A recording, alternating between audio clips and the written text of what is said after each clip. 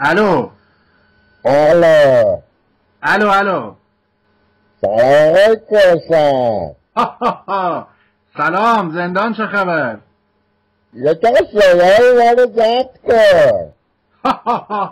ببین، نه آخه یه قانونی تو کانادا هست بهش میگن Net for User Conversation Setting. تو تولز میری تو آپشنه، بعد طبق اون یه حقوقدان به من گفته اشکال نداره. زندان چه خبر؟ الو الو تو صدای شما باد میاد. زندان باید اذیتمون کردن. ای بابا چرا؟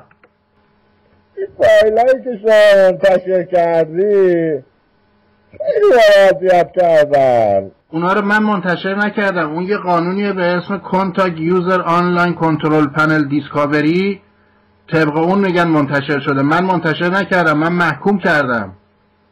به ما کباب میدادن، بعد که این فایل منتشر شد دیگه باش کره نمیدادن، خشک بود. عجب. من الان همینو میخوان یه خبر کار کنم تو سایتمون. الان داری ضبط میکنی دیگه. نه من الان فقط این یه گفتگوی خصوصی بین من و شما و وکیلم و 400 نفر دیگه. آره مثل اون دفعه دیگه. نه اون دفعه هم خصوصی بود بین ما. آقا بله خبر کار میکنی الان بهت بگم. آره حتما چه جالب. ها ببین این پسر احمدی نژاد خب با دختر مشایی. دختر مشایی رو بذارم تو پرانتز؟ نه بذار تو گیومه. چه جالب. ها این دختر مشایی عروس احمدی نژاد دیگه. آره میدونم، من خودم بودم. آره این زن مشایی با پسر احمدی نژاد اینا همشون رفتن گرمسار. چه جالب. ها چه جالب. اینا رفتن عروسی تو گرمسار. این خبر رو تو کار بکن، گوش بده به من.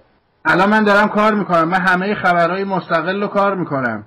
ببین بله الو بگم منبع خبر کیه؟ ببین اینا 50,000 تومن شاباش دادن، اینا رو جمع بزن. خیلی زیاد میشه، الان جمع زدم. 50,000 تومن به عمه احمدی نژاد که میرسیده شاباش دادن. ها چه جالب. من چون یه روزنامه نگار مستقلم بگم منبع خبر کیه؟ دیگه خودمون دیگه. خب بنویسم خودتونین؟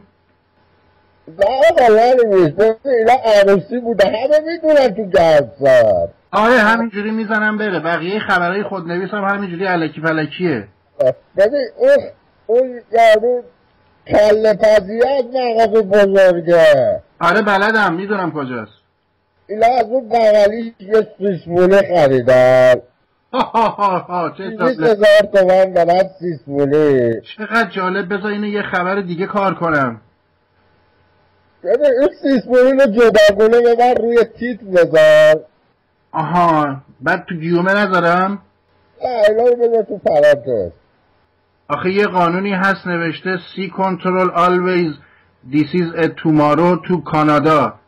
آیا تو آمریکا نیستی آقای کوسر؟ من چرا، ولی سر این چیزا رو قانون کانادا کار میکنم. تو آمریکایی رو قانون کانادا کار میکنی؟ آره من همینجوری سیارم، میرم میام. الان داری ضبط میکنی دیگه. نه من الان مستقلم. داری ضبط میکنی؟ نه این یه گفتگوی کاملا خصوصی بین من و شما و وکیلم و 400 نفر دیگه است. من گفتم. الو آقا، صدای شما باز باد داره توش. من توی پنچری هستم، باد میاد اینجا. ای بابا من گفتم شاید تو زندان یه کاری کردم باد میاد. آقا اگه کاری کردم تو زندان میخوای من اونم یه خبر دیگه کار کنم. نه ببین این جوان فکر است. خب چه جالب. ها این تو سالون بغله بود. عجب. اینا خودم یه چیزی براش در میاره بزن دیگه. آره خودم به بچه ها میگم یه چند تا چیز واسش دراره. ببرش رو تیت. تو تیتر باشه؟ الو باد داره. الو ها